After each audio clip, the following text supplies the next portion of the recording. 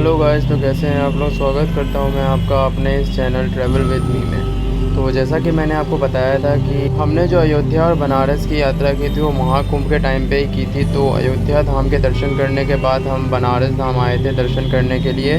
तो उसका जो डिटेल ट्रैवल ब्लॉग है वो अभी मैं शेयर करने जा रहा हूँ आप सभी के साथ। और अगर आपको हमारी ये ट्रैवल वीडियोस पसंद आती हैं तो अपने फ्रेंड्स के साथ शेयर करें, लाइक करें, सब्सक्राइब करें चैनल को, ताकि जिससे हमें मोटिवेशन मिले और हम आगे और ऐसी वीडियोस बना सकें आपके हेल्प के लिए।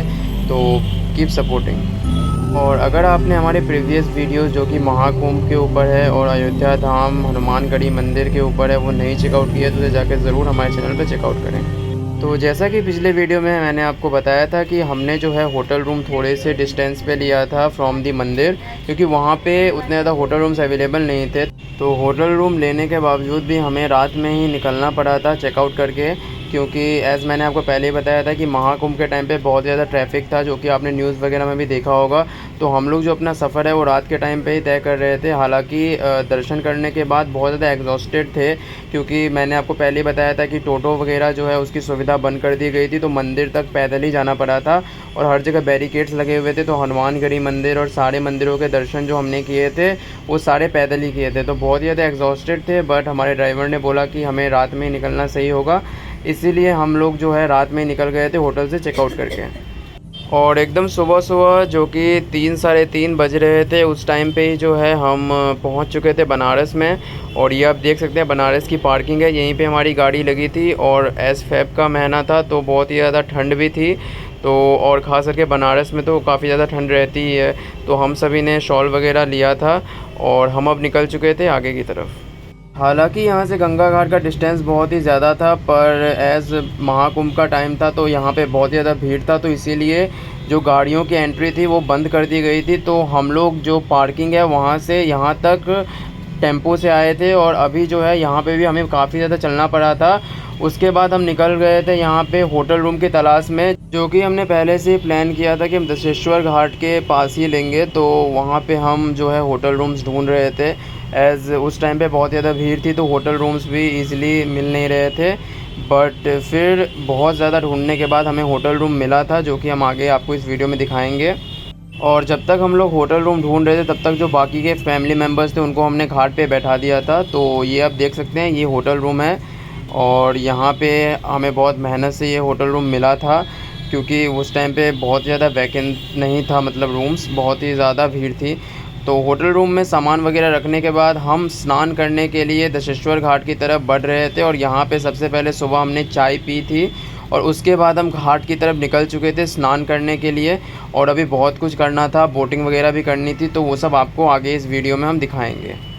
और यहाँ आप देख सकते हैं घाट पे कितनी ज़्यादा भीड़ थी। अगर आप नॉर्मल डेज़ में जाएंगे तब ऐसा नहीं है कि आपको भीड़ नहीं मिलेगी, लेकिन बहुत ज़्यादा कम लोग वहाँ पे घाट पे आपको नज़र आएंगे। और बहुत सारे घाट हैं तो इसीलिए लोग घाट में बढ़ जाते हैं। और लेकिन सबसे जो बेस्ट घाट होता है वो दशेश्वर घाट ही होता है, जहाँ पे हमने स्नान किया था। और यहाँ पे आप भीड़ भी देख सकते हैं बहुत ज़्यादा है, पर एज़ महाकुंभ का टाइम था तो भीड़ तो होनी थी, लेकिन फिर भी हमने यहाँ पे स्नान वगैरह किया था। और अगर एज़ बनारस आप जाएंगे तो घाट तो घूमना मैंडेटरी होता है। तो स्नान करने के बाद हम निकल चुके थे बोट से घाट घूमने के लिए। और यहाँ पे जो है बोट के प्राइजेज़ वेरी करते हैं, 100 रुपीज़ पर पर्सन, 200, 300, हर टाइप के बोट्स आपको मिलेंगे। हमने यहाँ पे छोटी वाली बोट ली थी जो कि हमको 200 रुपीज़ पर पर्सन पड़ा था उस टाइम पे। अभी हो सकता है उसके प्राइजेज़ भी कम हों, 100 रुपीज़ करके भी आपको मिल जाए। और हमने ये बोट इसलिए ली थी क्योंकि हमें मतलब नदी का एकदम अच्छे से एक्सपीरियंस लेना था और बहुत ज़्यादा मज़ा आया था इसमें।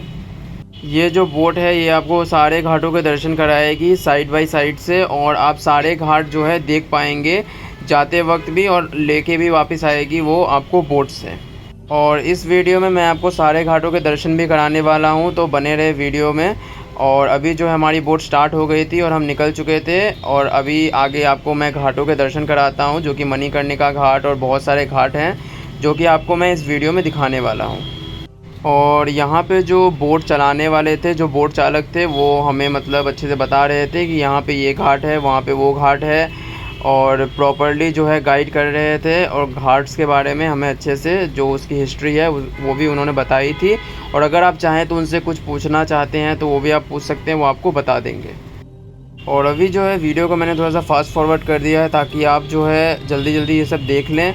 उसके बाद हम आगे आपको बताते हैं कि आगे क्या क्या हुआ और कैसे हमने दर्शन वगैरह किए श्री काशी विश्वनाथ मंदिर के, और क्या क्या वहाँ की जो फेमस डिशेज़ हैं जो आपको ज़रूर से ट्राई करनी चाहिए। तो वो सब आगे मैं आपको इस वीडियो में बताने वाला हूँ।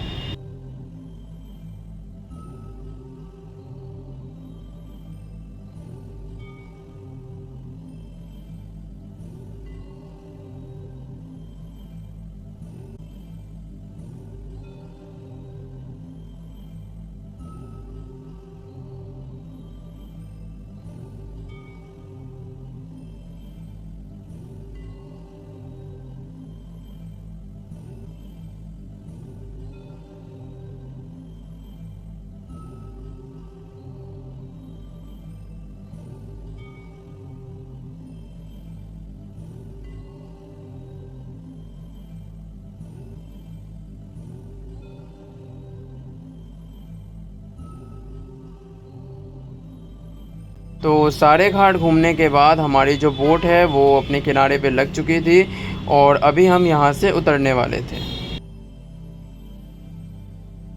और अभी के टाइम पे जो सबसे बड़ा चैलेंज था वो था श्री काशी विश्वनाथ जी के दर्शन करने के, क्योंकि यहाँ पे बहुत ज़्यादा भीड़ थी और लंबी लंबी लाइन लगी थी।